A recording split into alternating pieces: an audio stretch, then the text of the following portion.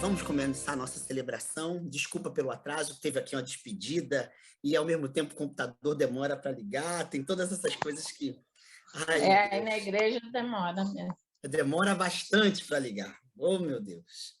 Então, vou pedir para o Pedrão para começar passando a primeira música, para a gente começar a se silenciar, abrir a alma para essa experiência do mistério e ter um encontro com Deus e com a vida através desse culto.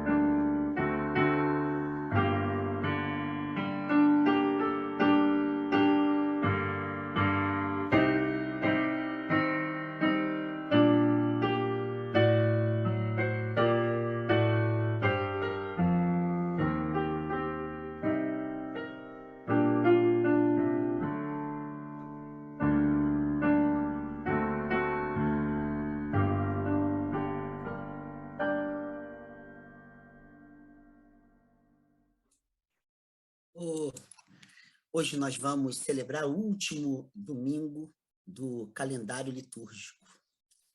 Na verdade, agora começa um novo calendário, né? Um novo ano litúrgico, com o advento a partir da semana que vem.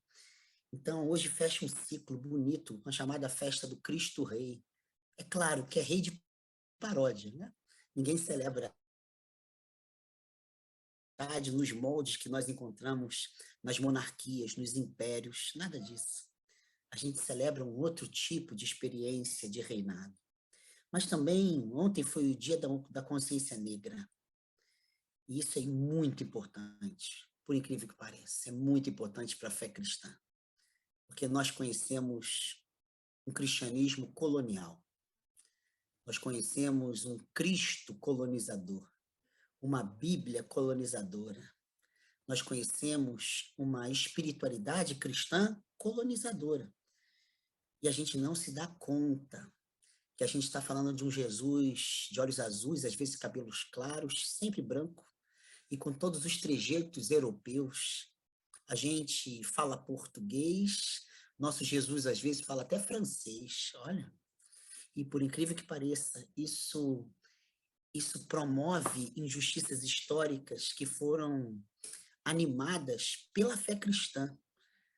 As práticas escravocratas, elas tinham a presença da cruz cristã. Não é à toa que o Brasil ia se chamar Terra de Santa Cruz. Santa Cruz. Não é isso? E a gente está falando de um povo, vários povos trazidos à força, num êxodo violento, sabe? Atravessando o Atlântico, na chibata, em mares, a maior parte dos corpos morriam na viagem. Olha que loucura, as pessoas estavam empilhadas. E tudo continua assim. E a gente não tematiza isso. A gente não recoloca Jesus num outro lugar, que não seja o do escravocrata, mas seja o do escravizado. Não a cruz como símbolo da glória dos impérios cristãos, mas a cruz como estigma, marca da injustiça. E se a gente assim o fizer, nosso olhar muda. Jesus se torna alguém diferente e nos traz outras liberdades possíveis. Então, a gente tem que mencionar isso de alguma maneira. E hoje também, oficialmente, fecha o meu ciclo na ICI. Então, oficialmente. Então, ainda tem minha gratidão profunda a cada pessoa que fez parte desse último tempo aí da minha vida, as pessoas da ICI, que eu amo bastante, sou profundamente grato a Deus por elas, por vocês, né? Então, vamos começar nesse nosso culto bonito com a música Deus velará por ti. É isso? Eu estou lendo o culto errado, hein? Pedrão, é essa mesmo. Ah, meu amigo, eu já estou... De manhã é um, agora é outro, as liturgias mudam, então me desculpe. Vamos lá, Pedrão.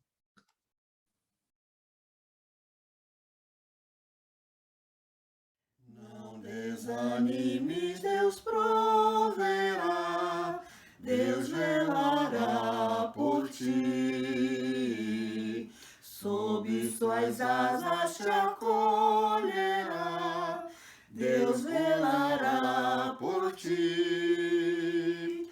Deus cuidará de ti na tua dor com todo amor, jamais te deixará. Deus velará por ti. Nos desalentos, nas provações, Deus velará por ti. Nas desventuras, nas tentações, Deus velará por ti. Deus cuidará de ti na tua dor com todo amor, jamais te deixará. Deus velará por ti. Como estiveres, não temas, vem, Deus velará por ti. Teu Pai bondoso te esperarei, Deus velará por ti. Deus cuidará de ti na tua dor com todo amor, jamais te deixará. Deus velará por ti.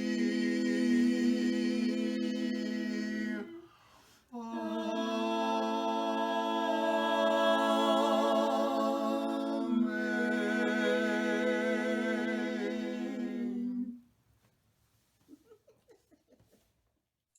Coisa linda, hein? Puxa, que trio bonito. Aqui no nosso folheto litúrgico, tem um texto muito bonito do Tagore. Não sei se vocês estão acompanhando. O texto é simples, diz assim: quanto maiores somos em humildade, tanto mais próximos estamos da grandeza. Vou repetir. Quanto maiores somos em humildade, tanto mais próximos estamos da grandeza. A gente está falando de um rei que nunca dominou nada. A gente está falando do reinado, da simplicidade, da humildade. Uma grandeza que não hierarquiza. Uma grandeza que faz servir. De oração, fechar os olhos e pedir por essa grandeza. Grandeza que nos faça realmente grandes, grandiosos e grandiosas.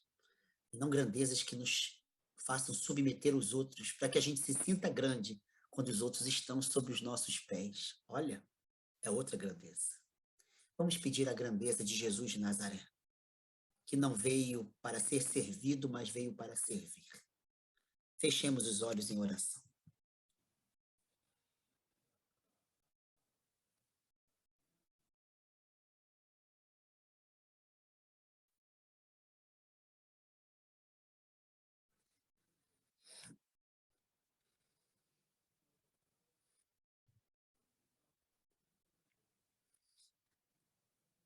Senhor, ouve, Senhor, o desejo da nossa alma.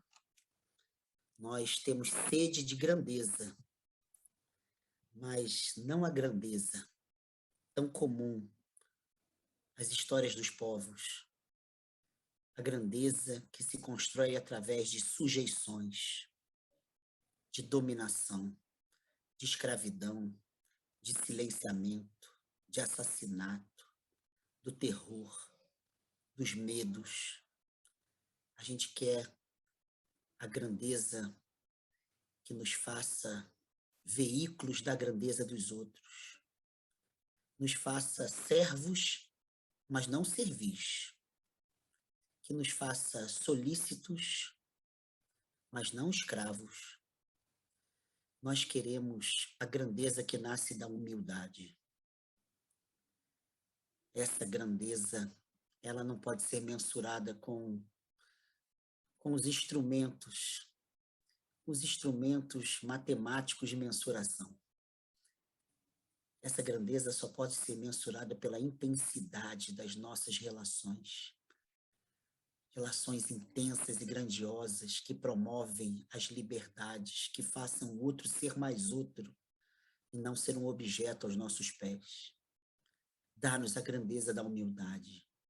Esvazia-nos da arrogância, do desejo de posse, da vontade de controlar. Sabe, nós queremos nossos filhos e filhas voando e não podados por causa de nós. Nós queremos os seres humanos voando. Por isso, faça-nos humildes. Dá-nos um coração repleto de sinceridade, de simplicidade e de humildade.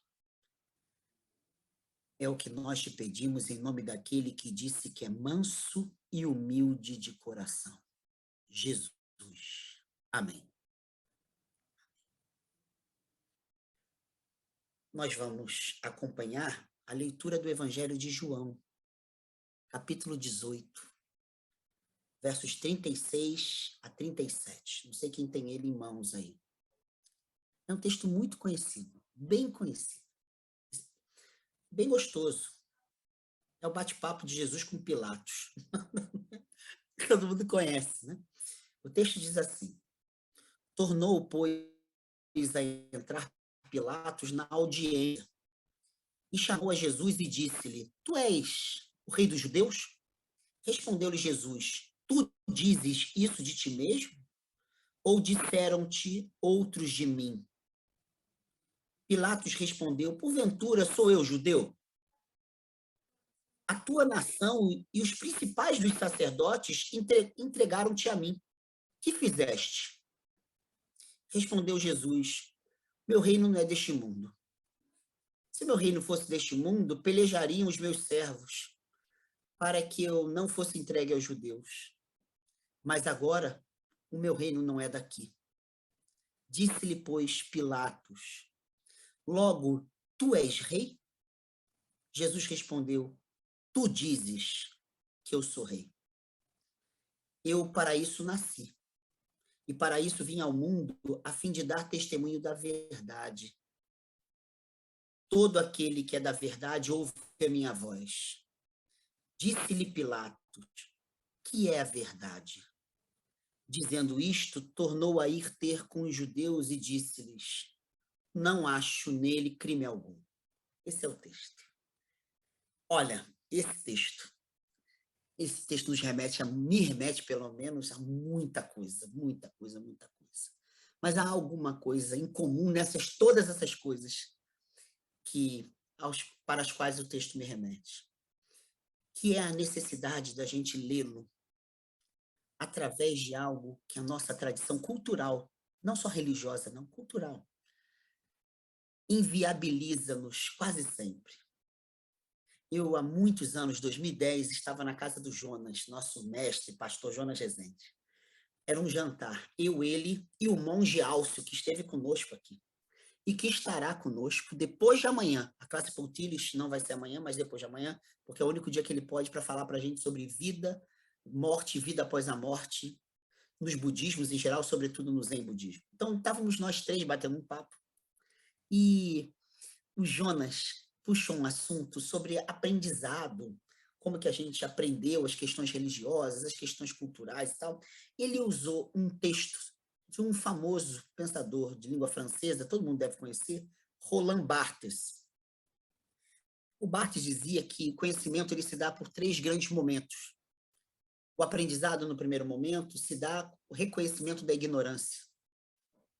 No segundo momento, a gente aprende a aprender.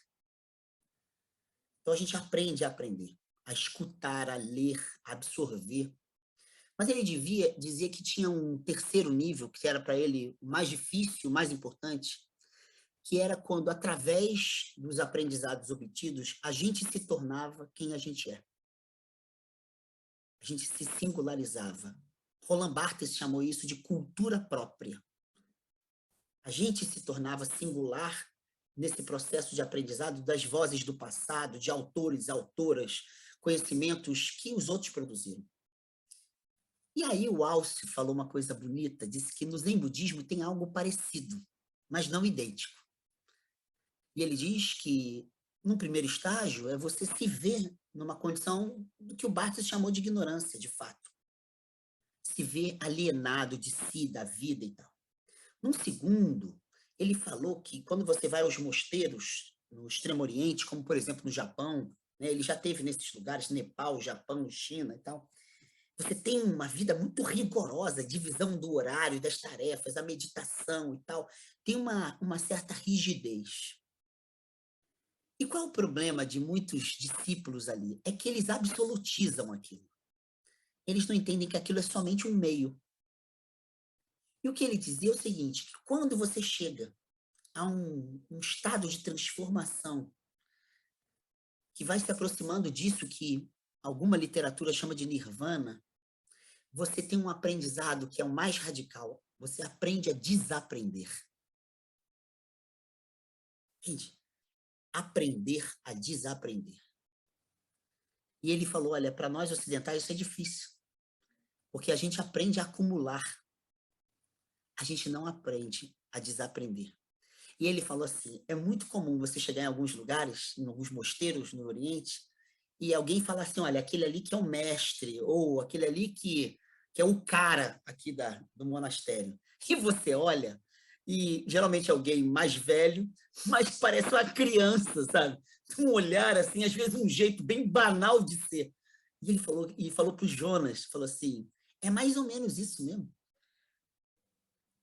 Essas transformações nos levam a um estado que é de criança mesmo, que está aberto para, ou seja, não está preso ao acumulado, está aberto para.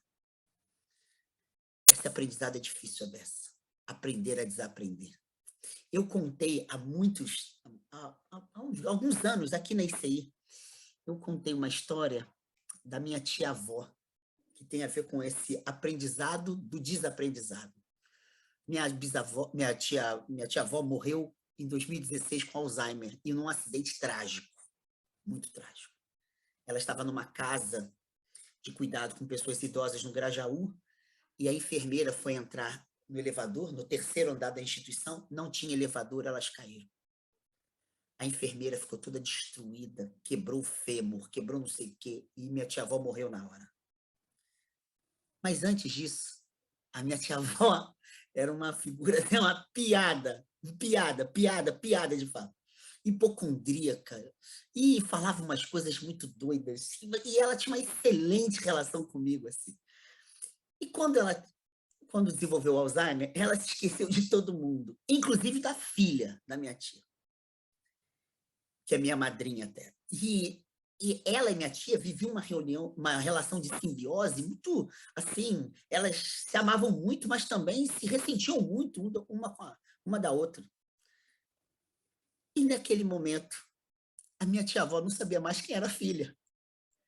E isso gerava um curto-circuito, porque quem vive relações muito doentias, você começa a entrar no ciclo de codependência. Então, quando quebra esse ciclo, você sofre. É assim mesmo. E minha tia estava sofrendo muito mesmo. Um belo dia eu fui visitar minha tia no Copa d'Or, minha tia-avó. E cheguei lá, minha tia tinha acabado de sair de lá. E falou, Alexandre, ela não está mais falando coisa com coisa e tal. Eu entrei lá, e ela olhou para mim e falou, Ricardo? E eu falei assim, sim, dona Dolores, sou eu. O que a senhora deseja? Ela falou, Ricardo, eu desejo que você pegue aquele negócio ali para mim e tal, quero uma fruta, sei lá o que quero. Aí eu fui lá, dei para ela. Eu falei, como é que a senhora está, dona Dolores? Aí ela começou a contar, a vida, ela adorava Roberto Carlos. Eu falei, a senhora já me contou sobre o Roberto Carlos, como é que anda o Roberto Carlos? E será que ele vai lançar alguma música? Ela só conhecia as mesmas. Eu falei assim, parece que esse ano ele vai lançar um álbum novo e tal. Aí perguntava qualquer coisa. Aí eu cheguei para ela e falei assim, dona Dolores, você pode falar o nome de alguém da sua família? Para eu olhar aqui. Aí inventei que eu estava com uma ficha e tal. Aí ela falou assim, começou a falar alguns nomes e falou, Martinha, Martinha é minha mãe. Eu falei assim, Martinha? Aí eu fingi que estava anotando, eu falei, a senhora sabe o nome do filho da Martinha? Aí ela falou, sei, Alexandre. Eu falei, tem uma surpresa para a senhora, ele está aqui. Aí a minha tia-avó falou assim, ai, que bom, que bom. Aí eu saí e falei assim, Alexandre, e voltei. Falei, tia, estou eu aqui e tal. E aí ela não chamou, Alexandre, você veio me visitar. Eu falei, tia, eu te amo, e pau. Falei de Roberto Carlos, falei um monte de besteira, cantei musiquinha e ouvi. O Alexandre estava lá. De repente ela olhou para o lado e viu a água e falou assim, pode me dar aquela água? Aí quando eu peguei a água, ela, Ricardo, mudou. Aí de novo. E aí eu falei assim, dona Dolores, eu tenho que voltar para o trabalho. Eu gostei de ver, a senhora está muito bem, está com o rosto saudável. Inventei qualquer coisa lá, dei um beijo nela e saí. E quando saí, minha tia perguntou, e aí? O que você achou? Falei assim, tia, eu comecei como Ricardo, me tornei Alexandre e voltei a ser Ricardo. E aí ela falou assim, é isso! E aí ela estava assim, sabe, transtornada. E aí disse que ela chamava às vezes Jussara, minha tia, e aí às vezes reconhecia que era Márcia, e voltava a chamar de outros nomes. Falei, tia, você foi Márcia o tempo todo. E vocês viveram coisas muito boas, mas vocês viveram uma relação, sabe, de um circuito muito ruim. Se ressentindo, culpabilizando, sabe, brigas. Será que se você esquecer ser Márcia e for Jussara, será mais interessante para vocês?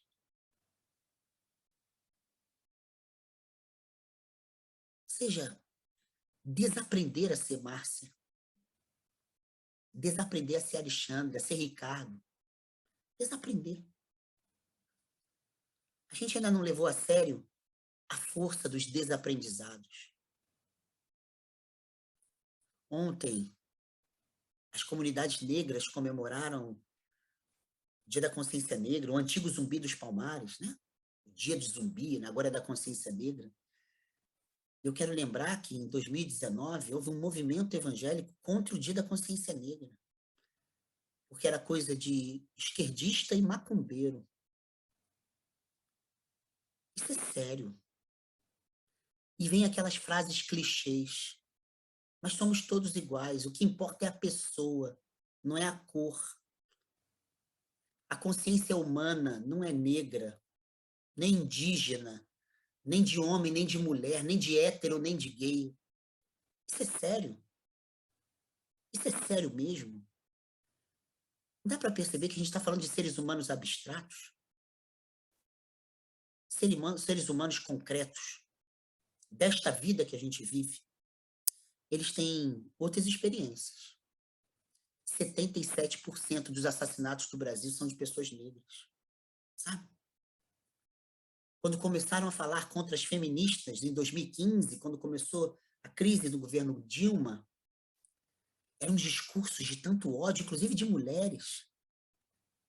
Para falar, as feministas não gostam de casamento, elas são lésbicas, elas são. E veio uma quantidade de discursos dizendo a gente tem que defender a família, defender a família, defender a família. 2 anos depois, 2017, sai um dado de uma pesquisa nacional de violência contra a mulher. 87% da violência contra a mulher se dá dentro de casa. Por essas pessoas que a gente diz que protegem a mulher. Olha, marido, pai, padrasto, irmão. E violência em todos os sentidos. Simbólica, sexual, moral. 87%. Isso está incluído estupro. Entende? Como que a gente fala de vidas abstratamente? Vidas negras importam. Não, mas todas as vidas importam. Mas espera aí, as mães que mais choram nesse país por causa de assassinatos de filhos são mães negras. A gente está falando de realidade concreta. Que espiritualidade é essa fantasiosa que nós vivemos? Que não nos confronta com a realidade? Ou seja, a gente conheceu um Jesus racista. Porque a colonização racializou as relações. Não existiam indígenas nessa terra. A palavra indígena, índio, Índia, foi inventada para dar conta das índias. Que índias? A gente está num território que não tem indiano e indiana. Racializou para mostrar a supremacia de um grupo. E esse grupo trouxe um Deus branco, trouxe uma fé branca, trouxe um Cristo de olho azul. Nosso imaginário não perpassa a África, nosso imaginário religioso. Eu não conheço um templo budista invadido por traficantes no Rio de Janeiro e em São Paulo, onde tenham colocado uma arma na cabeça de um monge, pedido para ele destruir a imagem de Buda. Eu não conheço, vocês conhecem? Eu não conheço uma mesquita, nem uma sinagoga, nem uma igreja. Mas eu conheço vários terreiros da Zona Oeste do Rio que foram invadidos na Baixada Fluminense. Por que será? Por que será? Vou contar uma história para vocês. Contei hoje de manhã. Muitos reis e rainhas africanos foram escravizados e vieram para o Brasil. O Brasil foi o país das Américas que mais comprou escravos, vendeu e matou na colonização moderna. E o último a promulgar a abolição da escravatura. A gente está falando de quase 4 séculos de escravidão, tá? Vieram reis e rainhas. A neta de uma rainha que fora assassinada pela escravidão no Brasil, que veio da região do atual Benin, portanto, cultura iorubá, estava no território atual da Bahia, no século XVIII. Essa mulher é uma descendente de uma rainha africana. E ela percebeu que aquelas pessoas estavam desesperadas, porque achavam que para você ter uma relação com as divindades africanas depois da morte, você teria que estar em solo africano. Nos Estados Unidos também aconteceu isso com a escravidão estadunidense. Essa mulher invadiu uma mata, fechou um terreno, assim, um retângulo enorme, e construiu pequenas casas. Cada casa estava ligada a uma monarquia africana. Então, Oió, Ifé, foi botando as casas. Em cada casa tinha o rei, a rainha e as divindades que nasceram desses reinados. Por exemplo, Xangô foi rei, só para vocês terem noção. Ogum foi rei. Entende? E essa mulher disse o seguinte: a partir de agora, isso aqui é um terreno africano. Ou seja, é uma embaixada africana, foi a primeira embaixada africana no Brasil. E se vocês morrerem aqui, vocês morrem em solo africano. Acabou isso. Essa foi a primeira Ialorixá no Brasil. Ela criou o terreiro. O terreiro foi criado assim. Entende o que eu estou dizendo? Essa mulher teve a ousadia de esquecer muito da sua tradição para reinventar sob a maneira de resistência e aplacar as dores da alma de muita gente africana de etnias distintas. E assim nasce uma religião brasileira de matriz africana, que tem várias configurações. Por que eu estou dizendo isso? Porque a gente não se sente mal se tocarem um mantra numa igreja. Se falar a palavra Jesus, a gente se sente bem. A gente não se sente mal se eu chamar um monge para participar de um culto da gente aqui. Aconteceu já isso. Mas muita gente se sente mal se alguém tiver veste africana ou então de religiosidade africana. Porque a gente pagou o preço do racismo religioso para ter o nosso cristianismo como religião hegemônica. Entendem? Meu amigo Márcio de Jagum, Babalorixá, um grande amigo, já esteve conosco ano passado, esse ano, aliás. Márcio de Jagum foi dar uma palestra na Baixada Fluminense, numa escola pública, sobre intolerância religiosa. Ele é um babalorixá branco, um estudioso, escritor, um grande intelectual. Tal. Ele resolveu passar uma música, um vídeo, de pessoas negras da África Negra cantando em Yorubá. A maior parte dos alunos era negra. A maior parte, evangélica. Quando começou a cantar, grande parte levantou e estava indo embora. Ele pediu para parar, para voltar, para ele traduzir a música. A música era um louvor a Jesus Cristo, em Yorubá. Se essas pessoas, negras na maioria, ouvissem francês, não sairiam. Entendeu? Elas não sairiam. Mas elas ouviram o idioma da África Negra. Entende o que eu estou dizendo? Isso é importantíssimo para a gente.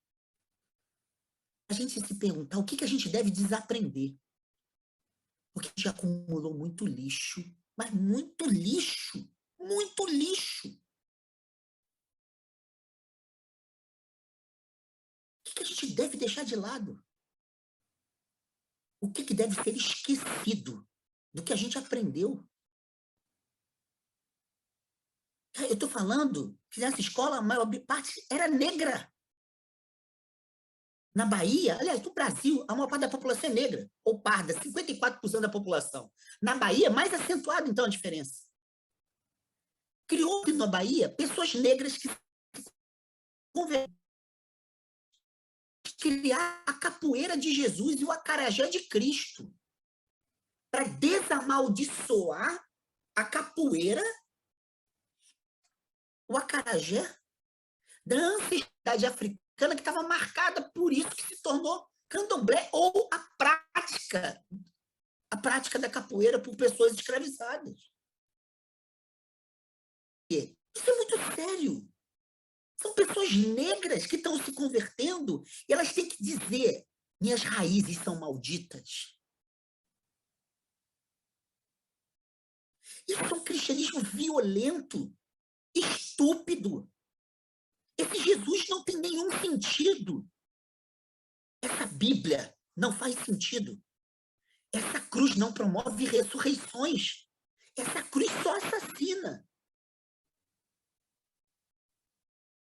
O movimento evangélico, quando assumiu a prefeitura do Rio de Janeiro, o Marcelo Crivella apoiou a não liberação de verba para o carnaval carioca. Por quê? Porque é cor de preto.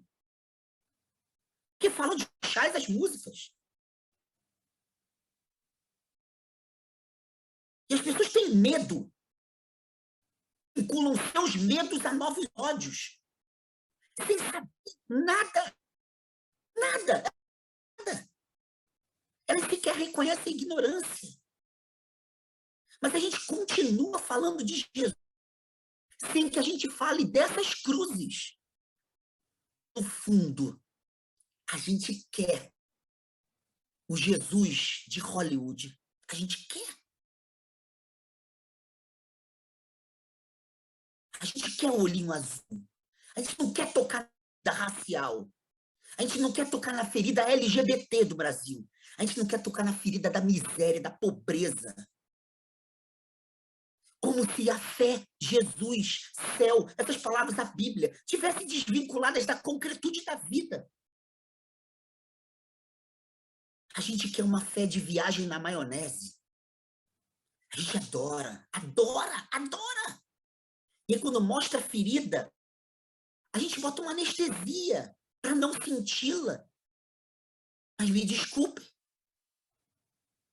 O nosso Jesus é racista, gente. A gente tem que rebatizá-lo em outras águas.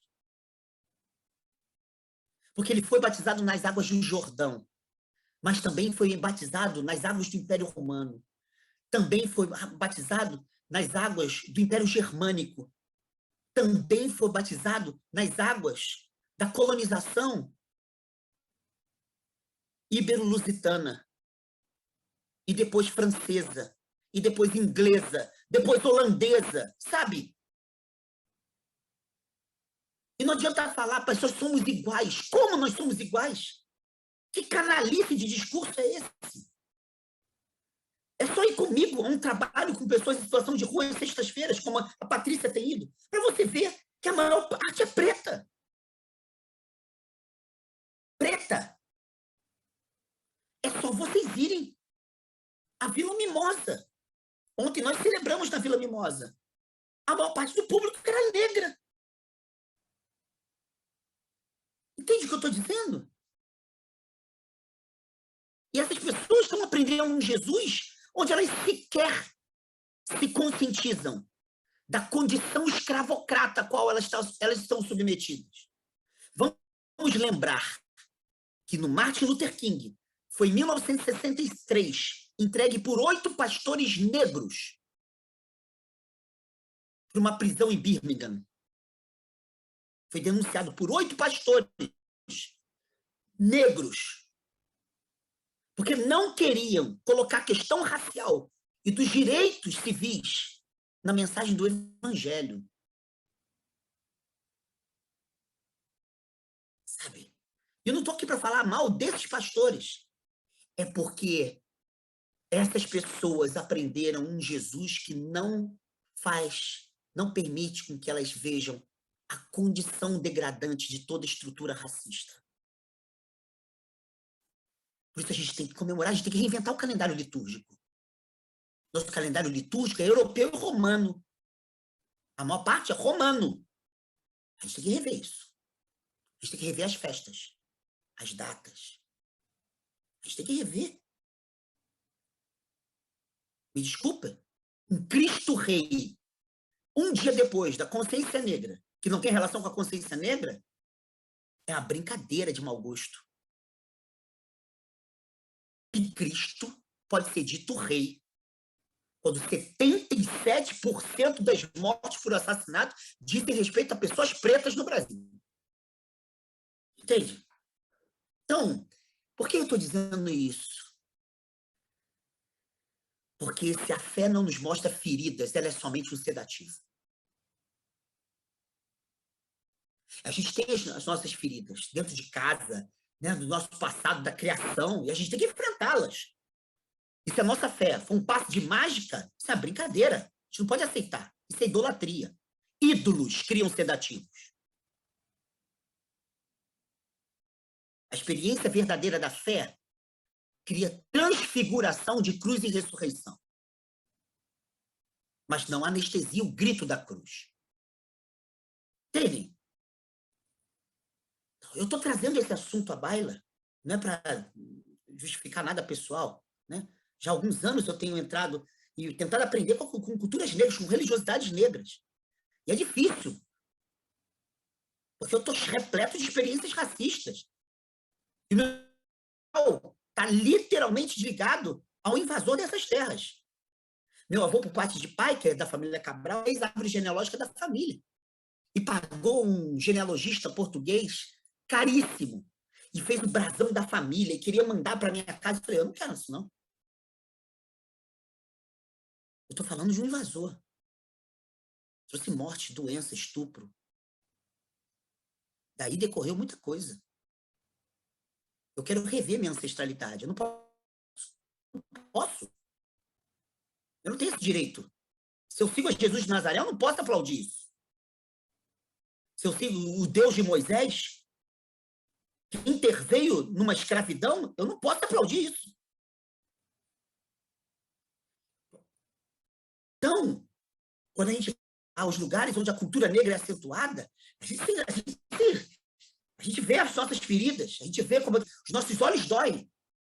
Quando eu entrava nos templos budistas, hinduístas, já tive em solo muçulmano, pô, com facilidade. Chamar rabino, eu tenho facilidade de discutir. Já dei curso em sinagoga. Agora, quando eu me fico confrontado por um Exu de candomblé,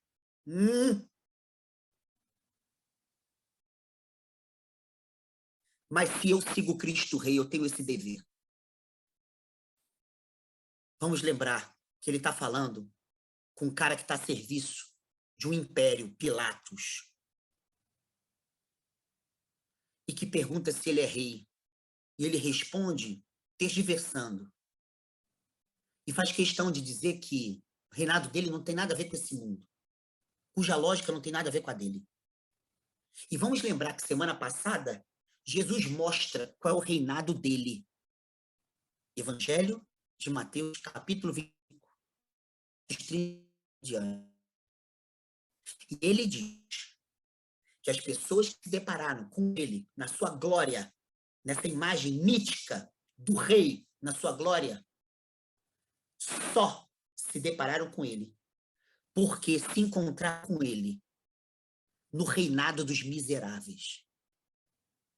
E essas pessoas anônimas, com as quais elas lidavam, o faminto, o sedento, o presidiário, o doente, o estrangeiro, portanto, o pagão. Vamos traduzir isso. População em situação de rua, povo LGBT, povo preto, candomblecista, umbandista, presidiário de Bangu. É isso que Jesus está falando. Essa é a concretude. Pobres, miseráveis. Ele diz que quando se encontraram com ele, encontraram-se com reis e rainhas. Se lembra da semana passada? Então, se a gente está querendo celebrar o Cristo Rei, a gente tem que celebrar esse outro reinado. Não o rei que celebra a vitória de um reino. O rei que celebra o reinado dos perdedores. Esse é o Cristo Rei. O outro é falso, podem ter certeza. O outro é fake. O outro das músicas que às vezes a gente canta é fake. Porque a gente canta a glória de Cristo, o reinado, rei dos reis e senhor, sabe essas músicas, esses cantinhos? Eu não conheço nenhum gay no meio disso.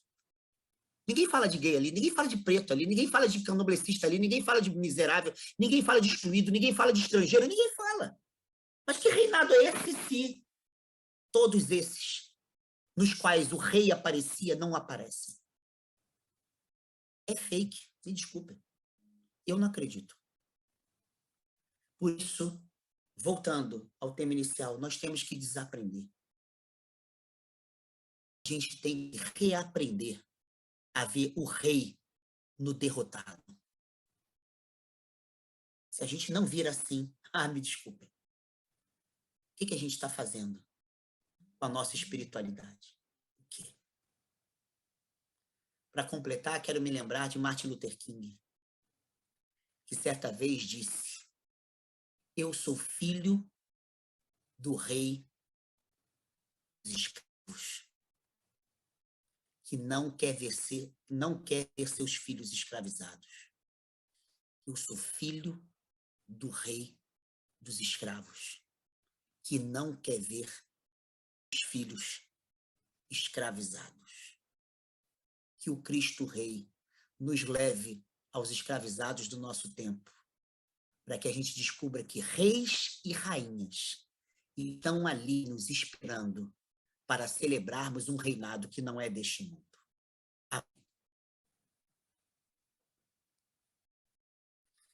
Vamos continuar nos preparando para a Eucaristia?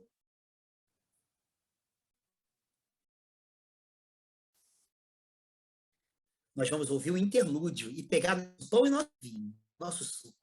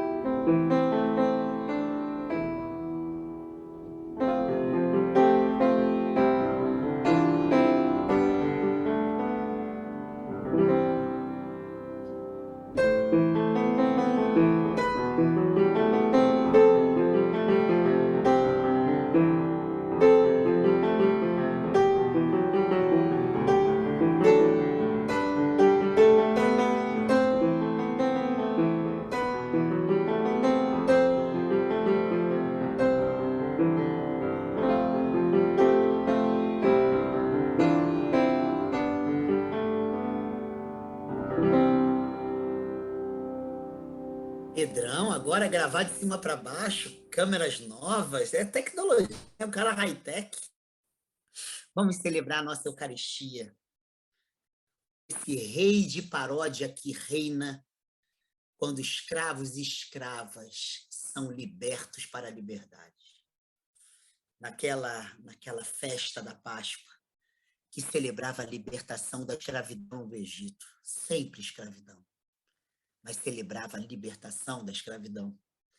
Ele estava com as amigas, com os amigos, resolveu pegar os elementos daquela festa e falar: isso é a minha vida. Porque ai das vidas que não são Páscoas. Ai das vidas que se acostumam com os cativeiros. Ai das vidas. Ela tem que ser passagem no deserto da liberdade.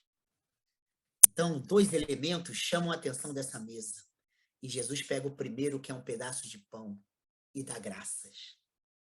E ele o parte e distribui entre eles e elas, dizendo: tomai e comei. Isto aqui é o meu corpo.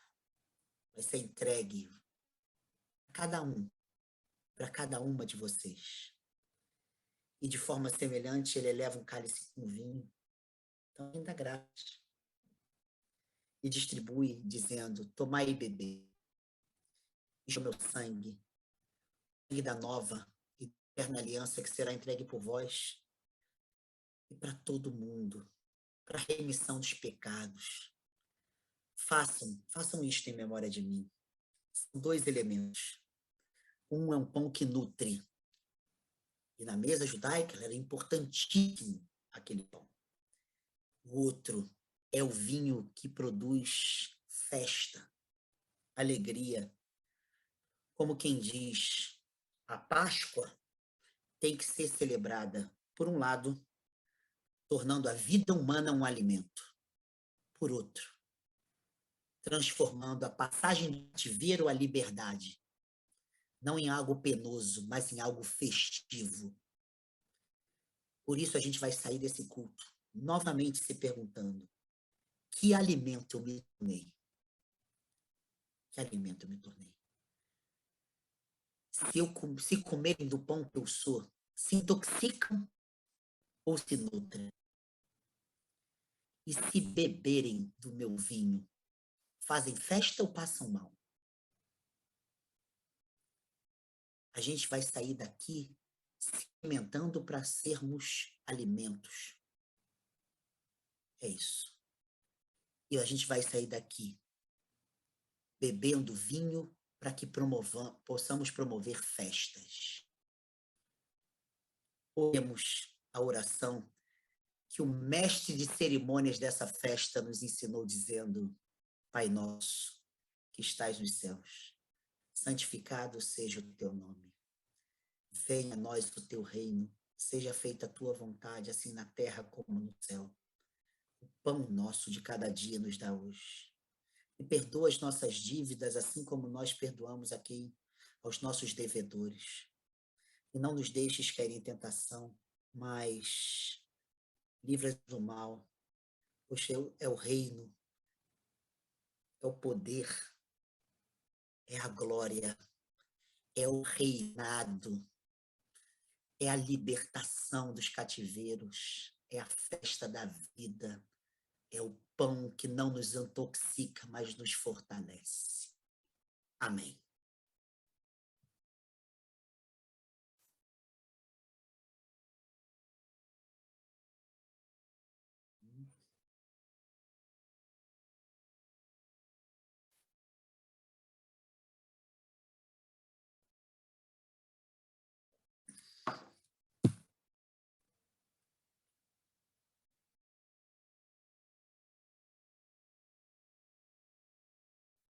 O que estou fazendo se sou cristão? Cancioneiro número 107.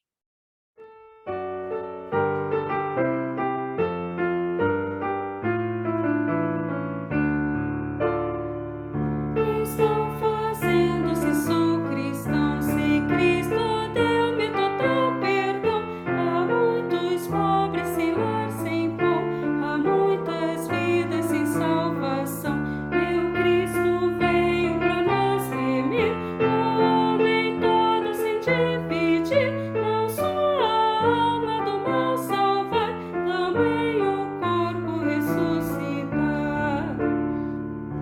Há muita fome no meu país, há muita gente que é infeliz, há criancinhas que vão morrer, há tantos velhos a padecer, milhões não sabem como escrever, milhões de homens não sabem ler, nas trevas vivem sem perceber que são escravos de outro ser.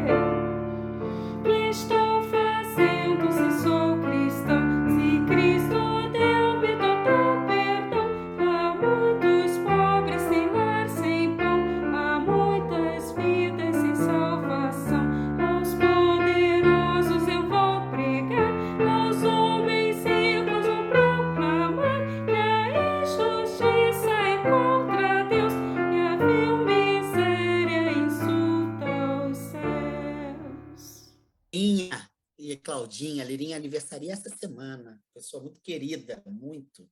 Nós já estamos terminando, né? Aqui no boletim tem as informações, né, do Pix,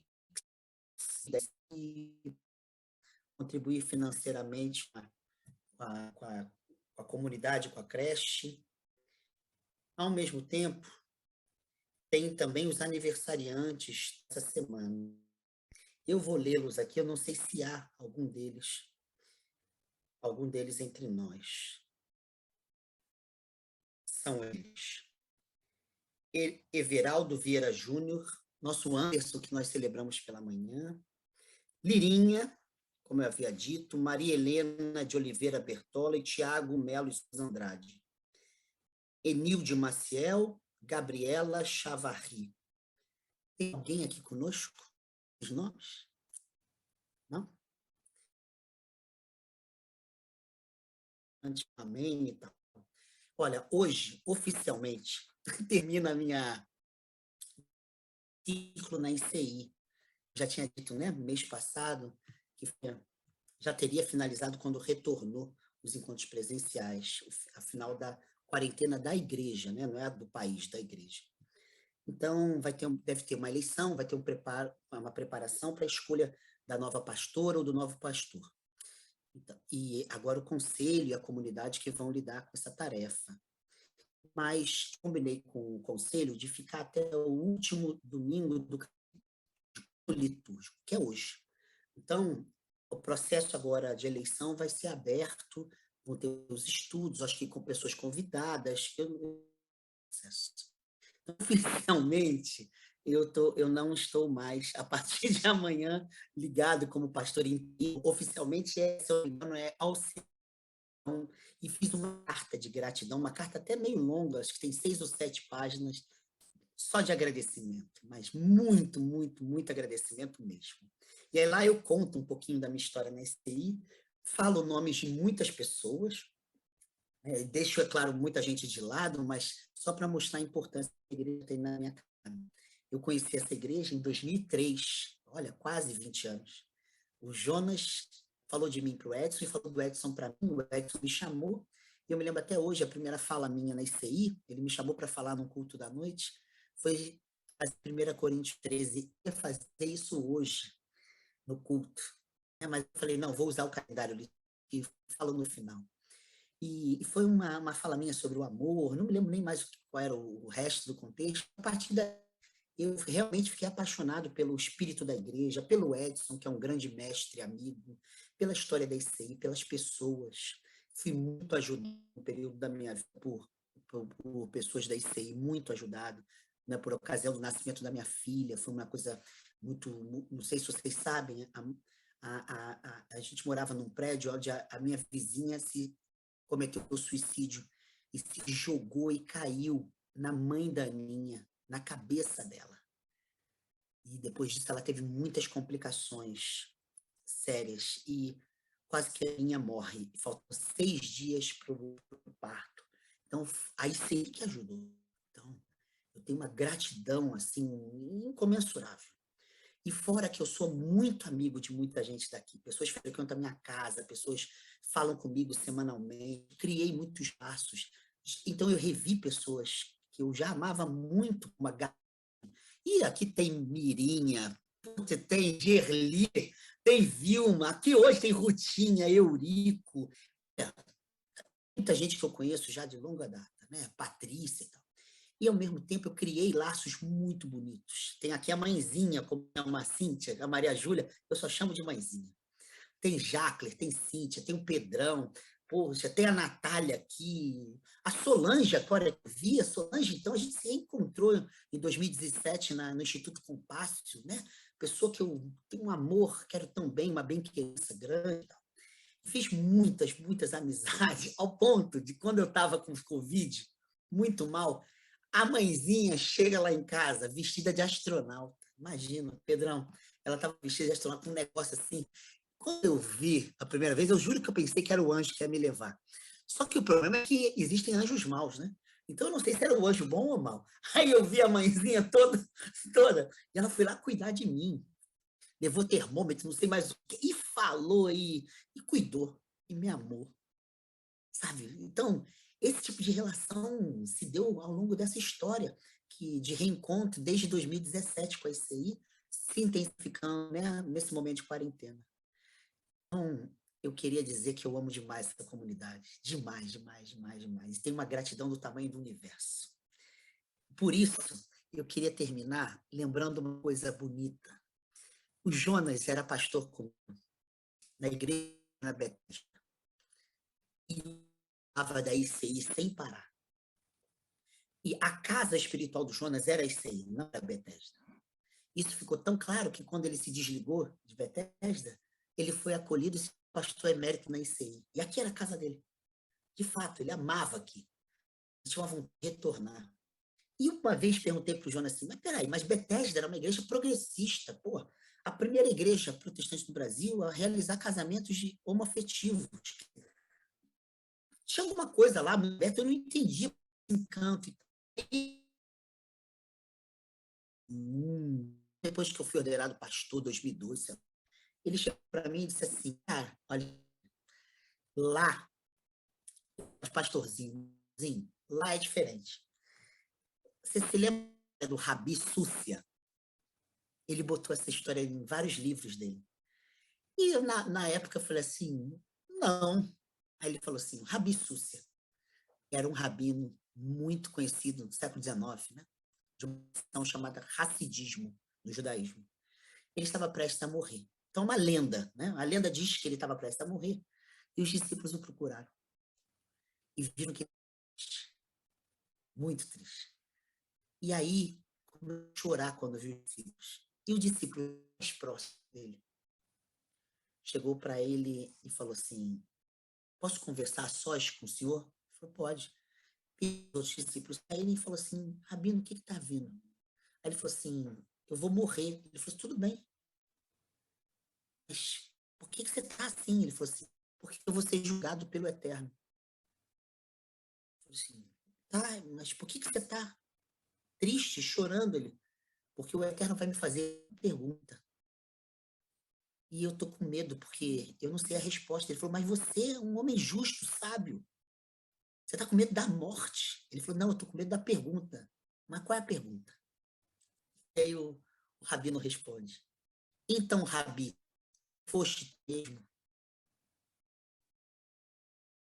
Eu passei a vida falando de Abraão, de Isaac, de Jacó, de Moisés, de todos os profetas. Talvez não tenha sido a única coisa para a qual fui criado. E aí o Jonas comentou: a ICI, as pessoas, elas são o que são. Entende?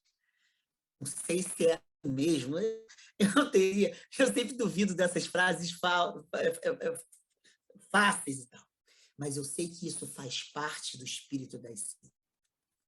E nesse tempo todo, quase 2 anos, eu tive relações sinceras, as pessoas, inclusive, expuseram coisas que gostavam, que não gostavam, manifestaram contradições, e eu, mais com as ações, com a construção de diálogo, com a construção de liturgias que foram feitas coletivamente, porque eu não sabia o andamento litúrgico da UCI, eu tenho que ouvir, né? A construção de cultos com convidados, muitas mulheres convidadas, com pautas que me parecem muito atuais, né? Celebramos a questão LGBT+, a questão da consciência da questão da escravatura. Nós celebramos coisas muito... Celebramos o ecumenismo, né? Apesar disso ser, às vezes, um tema polêmico, mas a gente fez isso tudo, de uma maneira ou de outra. Então, eu queria agradecer, porque daqui, da minha parte, só sobra gratidão e amor. É a amizade do Alberto, do Leandro, que está chegando agora, e é muita gratidão.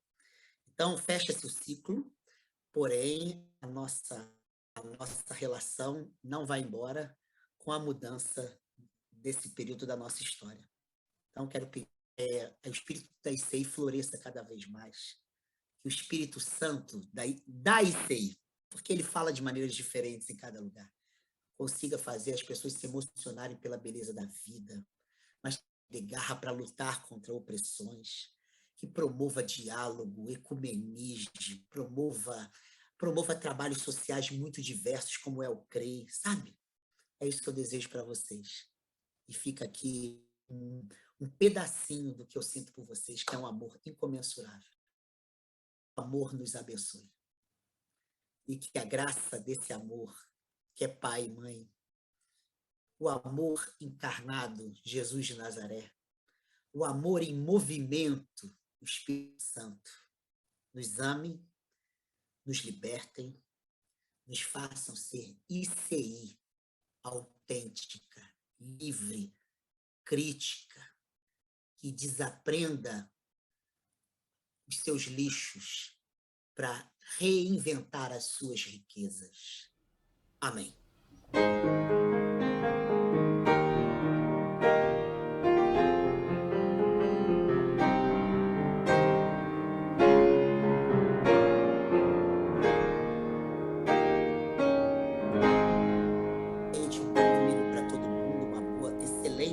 E um excelente período do advento que está chegando aí, tá? E aí, ele é o nosso Paultires com um monge zen budista, que vai falar vida, morte e vida após a morte. Pode ser? E aí depois, Solanginha, conversamos, o povo do conselho à disposição aí coloca à disposição para o que a igreja necessitar de mim. Alexandre. Oi, meu amigo. Escuta só. Talvez...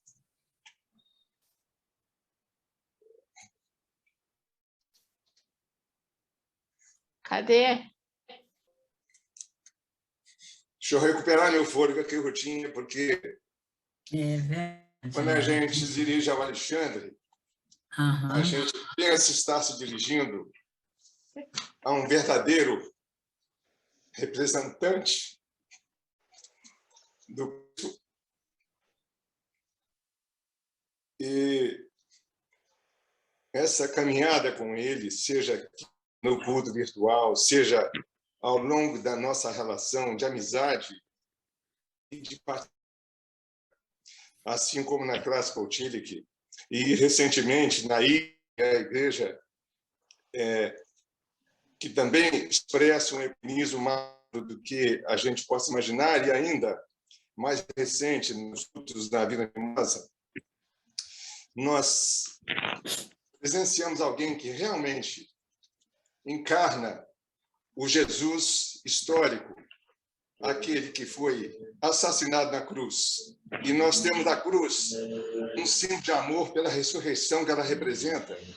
E o Alexandre merece de nós toda a consideração, todo o amor que ele expressa por nós, como também gratidão e desejo que ele siga essa linha que ele tem se mostrado para nós de inteira identificação com o reino cujo rei, sim, desse reino que não é desse mundo, o reino de Deus com suas virtudes, com suas promessas, com seus desafios. Nossa gratidão, viu, muito grande a você, Alexandre, pelo que você representa. E mais do que isso, que a gente possa desejar para você, e eu vou caminhar com você, você sabe disso. Você se tornou, para nós, assim, aquele líder carismático e que representa o que a gente entende do que seja a missão de um cristão nesse mundo atual. Então, nós vamos caminhar contigo. Ao mesmo tempo, desejar que você continue cada vez mais iluminado por Deus nessa sua estrada de cristão que pisa no chão da miséria, da fome, e que também pisa na integridade e no trânsito com as demais religiões, nos púlpitos que são diversos das universidades, as quais você transita com toda sabedoria, liberdade. Nós, você isso, Alexandre, essa luz quase sempre presente, ela vem de Deus e ela nos toca, ela nos torna humanos. Obrigado, Alexandre. Lindo, Eurico.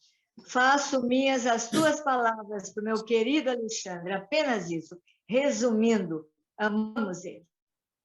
Eu também. Todos nós triste. amamos o Alexandre. Alexandre, você não vai se livrar da gente, não. A gente vai continuar com você. Porque onde você for, a gente vai atrás. Viu? Claro. Vamos. Ai, Jesus. Ai, muito triste. Mas ele vai continuar com a gente, nós vamos continuar sempre com ele. Né? Ele não vai se livrar da gente. Não é, Alexandre? Meu Deus. Ai, Obrigado, tá? Obrigadíssimo, foi um privilégio mesmo. Depois eu vou me colocar à disposição para não deixar ninguém na mão, eu estou junto. Tá? Só oficialmente não estou na ICI, porque acho que está no momento, né, de eleição, é o protocolo oficial, né? Mas amo vocês demais, demais, demais, demais, demais. Vou continuar aqui, eu vou desidratar. Então, Tchau, Alexandre. Tá? Tchau, você está no nosso coração, Alexandre. Obrigado, obrigado, obrigado.